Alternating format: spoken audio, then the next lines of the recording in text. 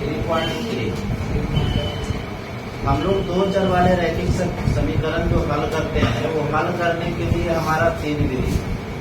पहला विधि हम लोग पढ़ चुके हैं, है ना। पहला विधि जो पढ़े हैं हम लोग प्रतिस्थापन विधि, ठीक है। प्रतिस्थापन विधि हम लोग पढ़ चुके हैं। दूसरा विधि जो हम लोग पढ़ने जा रहे हैं वो हम लोग विलोपन विधि पढ़ने जा रहे हैं, ठीक है। कौन सा विधि पढ़ने जा रहे हैं? विलोपन विधि। विलोपन विधि का तरीका क्या है? ये जो हम क्वेश्चन सब में समीकरण ही मिलेगा।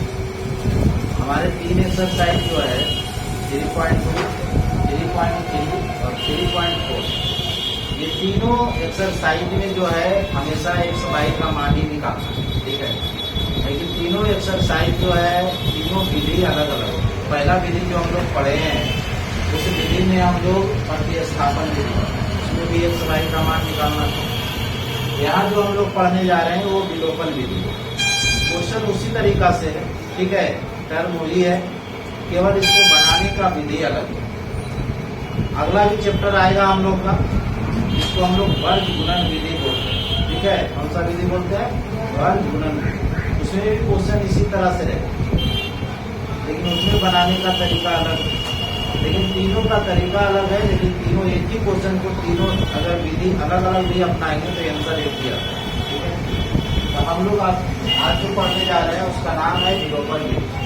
और ज्यादा करके जो हम लोग एग्जाम में या हम लोग किसी शब्द वाले क्वेश्चन में, तो ये चैप्टर में शब्द वाले क्वेश्चन है यहाँ पे, आयु से रिलेटेड, है ना, पेन पेंसिल से रिलेटेड, चाल बुद्धि से रिलेटेड, जो भी क्वेश्चन इसमें शब्द वाले आते हैं वो सभी शब्द वाले क्वेश्चन को हम लोग विलोपन विधि ही अपनाते हैं, क्योंकि ये विधि हमारे लिए जो है आसान थोड़ा पड़ता है और समझने में थोड़ा आसानी होती है, ठीक है। प्रतिस्थापन विधि जो पढ़े हैं वो भी हम लोग बनाए हैं, लेकिन उसमें थोड़ा सा कैलकुलेशन में थोड़ा सा हम लोग को कठिन लगता है अगर इस विधि के अलावे, ठीक है। तो हम लोग पढ़ेंगे इसको। अपनाना कैसे है, विलोपन विधि में करना क्या है, ये चीज ध्यान रखना है। हम लोग जो क्वेश्चन, उस क्वेश्चन को अगर इधर किधर लिखा हुआ है, ठीक है, बराबर की कुछ अंक इधर है, कुछ अंक उधर है, इसको सबसे पहले सरियाना है, ठीक है, अपने स्थिति में लाना है।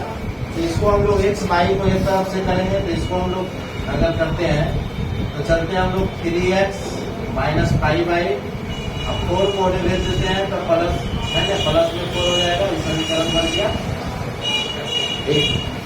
इसको देखो y उधर है, इधर लिखेंगे 9x, y वाला टर्म इधर लाएंगे तो माइनस में हो जाएगा 2y बराबर हो जाएगा 7।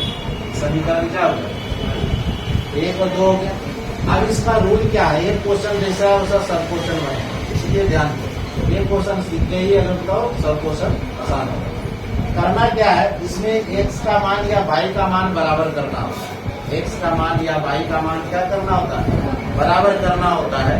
तो x और y का मान कोई भी एक ही को बराबर करना। इच्छा है तो x का मान बराबर कीजिए, या इच्छा है तो y का मान बराबर। अब बराबर करना कैसे? कुछ भी अगर समझ में ना आ जाए तो हमको अपना मन से भी हम गुना कर सकते। जैसे है कि 3 में क्या गुना कर देंगे कि 9 आ जाए, क्या गुना कर देंगे 3 में कि 9 आ जाए। तो 3 अगर हम इसमें 3 गुना कर देते हैं तो 3 दिया कितना आ जाएगा? 9 बराबर हो जाएगा 3। तो हमको अपने इच्छा के अनुसार भी गुना कर सकते हैं, जो मन में आप गुना कर, ठीक है। अब यहाँ है कि 5 है, यहाँ 2 है, इसमें क्या गुना कर देंगे कि दोनों 5 हो जाए, दोनों 2 हो जाए, है ना। तो वैसा कोई अंक नहीं आ रहा है कि हम गुना करते हैं एक में तो बराबर हो जाए 2 या 5 आ जाएगा, नहीं आएगा। तो वैसे में हम लोग को कहीं कहीं दिक्कत होता है। तो उस दिक्कत को परेशानी से दूर होने के लिए हम लोग क्या करते हैं, ज्यादा कुछ दिमाग में लगाना है। क्या करना है, समीकरण 1 में जो x का मान है तो समीकरण 2 में गुना करना, ठीक है। समीकरण 2 में जो है x के मान के आगे जो संख्या गुणज है उसको समीकरण किसमें गुना करना? 1 में गुना करना, ठीक है। अगर y को मान है आपको बराबर करने का तो y वाला यहाँ 2 उठाएंगे और समीकरण 1 में गुना करेंगे, और यहाँ 5 उठाएंगे समीकरण 2 में गुना करेंगे। अगर y का बराबर करना है तो हमको कोई एक ही को गुना करना है, ठीक है। तो हम लोग क्या किए, x का मान को गुना कर दिए, इसका 3 गुना कर दिए, इसका 3 इसमें, इसका 9, ठीक है। अभी दोनों को गुना कीजिए, 9 किया कितना हो जाएगा? यहाँ लिख देते हैं समीकरण फर्स्ट तथा सेकेंड। ठीक है, चलो तो यहाँ 9 गुना करेंगे, 9 दिया कितना हो जाएगा 27 माइनस 9 पचे 45 बाई सब में गुना होगा। ठीक है, और 9 चक 36, 3 गुना करेंगे तो 9 दिया 27x, फिर 3 गुना करेंगे 3 दूनी 6 बाई, फिर हो गया 7 दिया 21, बराबर एक आ गया। बराबर आ गया, बराबर इसलिए करते हैं कि ये वो कटना चाहिए, जब तक वो बराबर होगा तब तक कटेगा नहीं, इसलिए अब इसको चेंज करना है, वो प्लस है वो माइनस में होना चाहिए, तो दोनों प्लस में तो एक माइनस कर दो, अगर यहाँ माइनस किए सबका चिन्ह चेंज होता है, ये माइनस प्लस था तो माइनस, माइनस था तो प्लस, ये भी प्लस था तो माइनस, तो ये कट जाएगा। अभी हो गया माइनस में, हो गया प्लस में, तो 45 में से 6 गया, कितना बचेगा है 39, 39 बाई बच गया हमारा।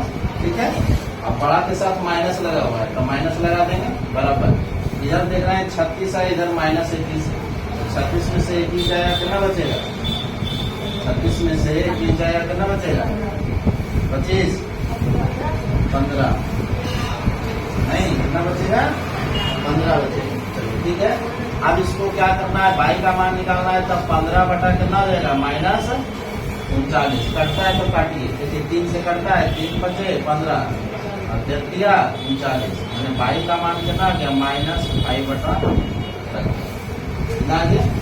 निकल गया हम लोग का बाई का मान। जब बाई का मान निकल गया तो एक्स का मान निकालना, तो एक्स का जो मान निकालना समीकरण 1 में या 2 में किसी में आप रख सकते हैं। ठीक है, जिसमें इच्छा है तो रख देंगे बाई का मान समीकरण फर्स्ट में रखने पर, समीकरण फर्स्ट में रखने पर, तो समीकरण फर्स्ट का हमारा टर्म क्या है देखो तो 3x माइनस 5y बराबर 4, तो हम लोग उसको सरियाएंगे वो वाला ले लेना। ठीक है, 3 का 3 हो गया, x हो गया माइनस 5, y के जहाँ पर हम लोग कितना करेंगे 5 बटा 13, माइनस में माइनस माइनस क्या देगा प्लस, हो गया कितना 4। ठीक है, अब इसको हम लोग को क्या करना है कि 3 का 3x तो हो गया बराबर में होने 4 है, ये गुना कर दो 5 बचे 25, तो 25 होने चला जाएगा। ठीक है, अब उसके बाद बटा कितना हो गया 13, नीचे कुछ नहीं तो 1, 3x 13 एलसीएम ले लो तो 13 चौको कितना हो जाएगा 52 माइनस 25, 52 में से 25 जाएगा कितना बचेगा देखो तो 7 5 12 हो गया है ना, यहाँ हो गया 17 बचेगा 27 बचेगा, नीचे हो गया 13, 3 से तो ऊपर ऊपर कट जाएगा, 3 नंबर 27, एक्स बराबर हो गया 9 बटा 30, लिख देंगे हम लोग, अतः एक्स का मान आ गया 9 बटा 13 और वाई का मान जो आया था हम लोग का माइनस 5 बटा 13। नेक्स्ट सेकेंड क्वेश्चन जो है, क्वेश्चन सबका तरीका यही रहता है, सभी क्वेश्चन का तरीका यही रहेगा, लेकिन इसको बनाने का वही रूल हम लोग को करना है उपयोग। क्या करना है, हम लोग चलेंगे समीकरण फर्स्ट तथा सेकेंड से। ठीक है, ये समीकरण फर्स्ट हो गया, ये क्या हो गया सेकेंड। समीकरण फर्स्ट और सेकेंड से चलेंगे, करना कुछ नहीं, हम लोग लिख लेंगे 3x प्लस 4y बराबर 10 हो गया, 2x माइनस 2y बराबर 2। ठीक है, करना क्या है हम लोग को, समीकरण 1 और जो 2 है कुछ नहीं करना है, सीधे इसका जो समीकरण 2 का जो मान है गुणज, उसको समीकरण 1 में गुना कर देना, समीकरण 1 में जो x का गुणज है तो समीकरण 2 में गुना करना। ठीक है, कुछ नहीं करना है। बाई का अगर इच्छा है कि सर बाई का कर सकते हैं तो हाँ कर सकते हैं, बाई बराबर होगा। अगर हम लोग x का बराबर करना है तो x बराबर कर सकते हैं। ठीक है, अब इसको हम लोग क्या करेंगे, गुना करेंगे। ठीक है, तो गुना करो इसको, देखो कितना हो जाएगा, 3 दूनी 6x हो जाएगा और 4 दूनी 8 बाई हो जाएगा बराबर 10 दूनी कितना हो जाएगा 20।